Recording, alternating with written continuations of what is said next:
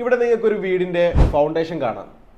ഈ foundation work കഴിയതിന് ശേഷമാണ് ഈ ക്ലയൻറ്റ് നമ്മുടെ വീഡിയോസൊക്കെ കണ്ട് നമ്മളെ കോൺടാക്ട് ചെയ്യുന്നത്. ഈ വീടിൻ്റെ കൺസ്ട്രക്ഷനിലും ഡിസൈനിലും ക്ലയൻറ്റ് ഒട്ടും സാറ്റിസ്ഫൈഡ് ആയിരുന്നില്ല. അധികം അഡീഷൻസും എക്സ്റ്റൻഷൻസും വരാതെ ഈ പ്ലിന്ത് റീമോഡൽ ചെയ്യണം, കോണ്ടംപററി ഡിസൈനിലൊരു വീട് വേണം. അതായിരുന്നു ഇവരുടെ ആവശ്യം. നമ്മൾ അവിടെ പോയി ടോട്ടൽ മെഷർമെൻ്റ് എടുത്ത സമയത്ത് കുറച്ച് പ്രശ്നങ്ങൾ നമ്മൾ നോട്ട് ചെയ്തിരുന്നു.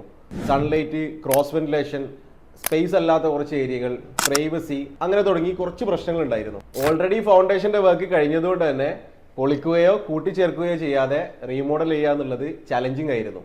എങ്കിലും ആ ഉത്തരവാദിത്തം നമ്മൾ ഏറ്റെടുത്തു. അവർക്ക് വേണ്ടി നമ്മൾ ഡിസൈൻ ചെയ്തെടുത്ത കോണ്ടംപററി ഡിസൈനിലുള്ള ഔട്ട്പുട്ടാണ് നിങ്ങൾ കാണുന്നത്.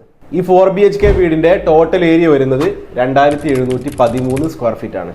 ഇവിടെ പ്രധാനമായും ഇവർ സൺലൈറ്റ് കൊണ്ട് നേരിട്ടൊരു പ്രശ്നം, ഫോർമൽ ലിവിങ്ങിൽ ഇതിൻ്റെ 3 സൈഡ് ക്ലോസ്ഡ് ആയിട്ടുള്ള വാളാണ് വരുന്നത്. അതുകൊണ്ട് തന്നെ ഈ 3 സൈഡ് നമുക്ക് വിൻഡോ പ്ലേസ് ചെയ്യാനുള്ള സ്പേസ് ഇല്ല. വിൻഡോ പ്ലേസ് ചെയ്യാനുള്ള ആകെ നമുക്ക് അവൈലബിൾ ആയ വാള് ഈ ഫ്രണ്ട് വാള് മാത്രമാണ്. പക്ഷേ ഇതിൻ്റെ ഇൻറ്റീരിയർ നോക്കുന്ന സമയത്ത് ഇതിൻ്റെ TV പൊസിഷൻ വരുന്നത് ഇവിടെയാണ്.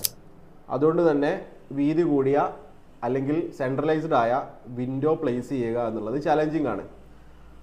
നമ്മൾ അവിടെ ചെയ്തൊരു കാര്യം, 2 എൻഡിലും 2 നാരോ വിൻഡോകൾ കൊടുത്തു. നിങ്ങൾക്ക് സ്ക്രീനിൽ കാണാൻ പറ്റും. നാരോ വിൻഡോകൾ കൊടുത്തു. അതിനെ ലിൻഡൽ ഹൈറ്റിൽ ക്ലോസ് ചെയ്യാതെ മെയിൻ സ്ലാബ് വരെ നീളുന്ന ലോങ് വിൻഡോകളായിട്ട് ഡിസൈൻ ചെയ്തെടുത്തു. അതുകൊണ്ട് തന്നെ ഇവിടേക്കുള്ള സൺലൈറ്റിൻ്റെ പ്രശ്നം നമ്മൾ പരിഹരിച്ചു. ഇവർ നേരത്തെ രണ്ടാമത്തെ ഒരു പ്രശ്നം പ്രൈവസി ഇഷ്യൂ ആയിരുന്നു. ഈ മാസ്റ്റർ ബെഡ്റൂമിൻ്റെ മെയിൻ ഡോർ വരുന്നത് ഈ ഒരു വാളിലായിരുന്നു. അതുകൊണ്ട് തന്നെ ഡൈനിങ്ങിൽ ഒരാൾ ഇരിക്കുന്ന സമയത്ത് അല്ലെങ്കിൽ ഫോയറിലേക്ക് ഒരാൾ വരുന്ന സമയത്ത് മാസ്റ്റർ ബെഡ്റൂമിലേക്കുള്ള ഡയറക്റ്റ് വ്യൂ അവൈലബിൾ ആയിരുന്നു.